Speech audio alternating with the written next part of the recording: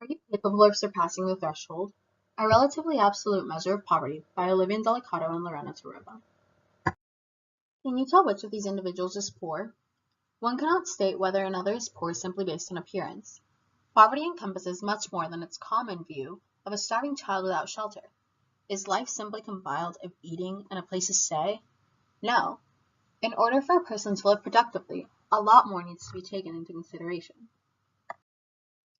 Poverty should be defined as a condition where a household lacks the economic resources and basic capabilities necessary for all members to function productively in a society. Now, it would be foolish to think that one can establish a measure of poverty without fully understanding the already established and current measures that exist today. The OPM, or Resident Poverty Measure, is the current method used in the United States for measuring poverty. It was created by a woman named Olivia in the 1960s, who took the Economic Food Plan, which is the cheapest cost of food for a family per year, and multiplied it by 3. The number that is produced is the family's poverty threshold. If a family falls below said threshold, they are considered to be in poverty. The OPM then counts the number of people below the threshold, compares it to the total number of people, and thus determines the poverty. The OPM is an absolute measure of poverty because it sets a threshold without taking into consideration the resources other people have and only takes into consideration your own income. You may be wondering what's wrong with an absolute measure of poverty, more specifically the OPM. We've identified several disadvantages to this method of measurement. First of all, it does not reflect the effects of factors such as taxes or food stamps, and does not adjust for rising standards of living. It also doesn't consider expenses needed to hold a job, including transportation or childcare, and doesn't take into account medical cost variations. Family-sized adjustments do not take into account changes in family situations because the family unit only considers members related by blood. It also does not adjust for geographic differences in prices. The threshold also has not changed since the 1960s and isn't relative to what people in your community have. In addition, the amount of money people spend on food has changed since the 60s, from 1/3 to 1/6 of the income. Despite the many disadvantages of the OPM, there are several advantages that must be taken into consideration when attempting to measure poverty. The OPM and absolute measures of poverty alike are advantageous in that they are easy to understand and tracking progress or lack thereof is simple. In addition, the threshold is easy to define because it is a set amount of income. In addition, it keeps the amount of people considered poor at a lower number. This is beneficial because it means that resources can be distributed more specifically in order to assist the maximum amount of people. On the opposite end of the spectrum, there's the option of a relative measure of poverty. Conceptually, this extreme measure is very hard to apply because it is based on the relative income of a community and only leaves a very abstract manner in which to actually use it as a poverty measure. According to Iceland, poverty is relative to a society's existing level of economic, social, and cultural development. The relative measure sets the threshold at a percent of the median household income for a specified area and only compares this to other people's wealth. With this measure comes many disadvantages. First of all, this is very conceptually unappealing because it is difficult to quantify and track over time in areas because of the fact that it is based in comparison to those in your community. Also, this type of measure is deceptive in times of economic growth or recession.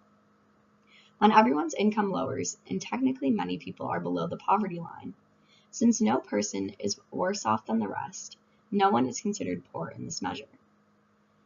It's only based on relative income in a community, and doesn't account for the price of things, or the actual amount of money that people spend on specific necessary items.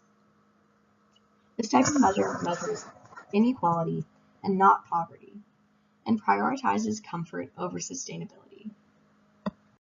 The SPM, or Supplemental Poverty Measure, is a recently developed method of measuring poverty that was designed to replace the OPM, but is not currently in effect today. The threshold is based on the actual expenditures of 4 categories of items. These include food, shelter, clothes, and utilities. The measure takes the 33rd percentile of expenditures and adds a small amount of money for other necessities.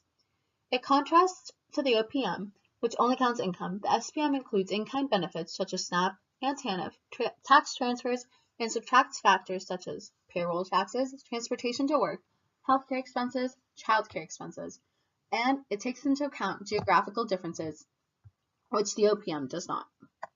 The SPM's advantages include the fact that it takes four categories of necessities into consideration, which more accurately depict a household's expenditures, especially compared to the OPM, which only takes into consideration the cost of food.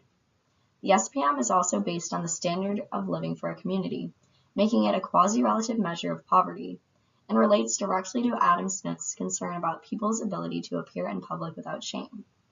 Additionally, because the SPM takes so many factors into consideration, such as geographical differences in the cost of living, it is a much more understanding and comprehensive approach to measuring poverty than the measure that is currently in place.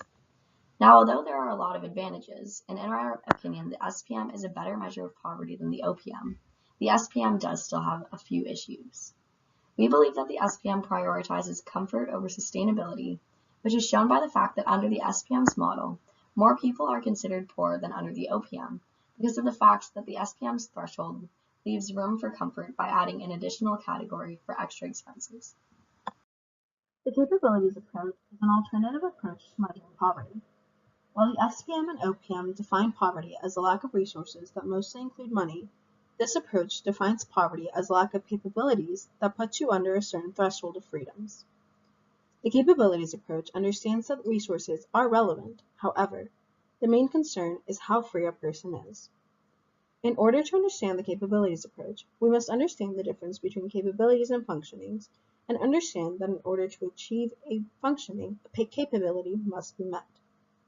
We also must understand that a capability may be present and not utilized in order to achieve a functioning, but as long as the capability is present and the functioning is possible. Conversely, the capability is not present and the function is not possible. Martha Nussbaum determined that there are 10 central capabilities that must be met in order to ensure freedom and well-being. These capabilities are life, bodily health, senses, imagination and thought, fun, other species, affiliation, practical reason, emotions, and control over one's environment. Capability approach is interesting because it is much broader and comprehensive than the other poverty measures, which only take income and resources into consideration. If we measure poverty in terms of capabilities rather than income, we are able to pinpoint where the source of the poverty is and can determine why functionings are not being achieved. Also, the capabilities approach includes a sense of dignity and well-being that must be met in order for the quality of life to meet a certain threshold. The disadvantages of the capabilities approach are that some of the capabilities from the list are not quantitative and therefore are impossible to measure. Also, it's difficult to distinguish whether or not someone who is not meeting certain functionings actually suffers from a lack of capability, or if they are just not achieving the function due to other factors. Taking into account the previously stated poverty measures, along with the advantages and disadvantages of each, we determined that poverty should be measured in terms of both a relative and absolute measure, but also should take into consideration the 10 central capabilities as stated by Nussbaum.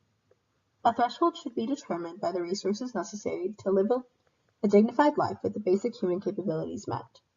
This will be determined by the expenditures of a household relative to other households in the community, but also has a factor that considers the 10 capabilities and uses the number of those that are met or not met to determine the level of poverty. The threshold would be set by taking the 33rd percentile of expenditures for food, shelter, healthcare, utilities, and work-related transportation and childcare for a household in a community. A survey would then be administered to determine the number of capabilities met by the household. The results of this survey would then be quantified and applied to the threshold as an amount of money, which would then determine a household's level of poverty. We're excited. Thank you for listening to our opinion on how poverty ought to be defined and measured.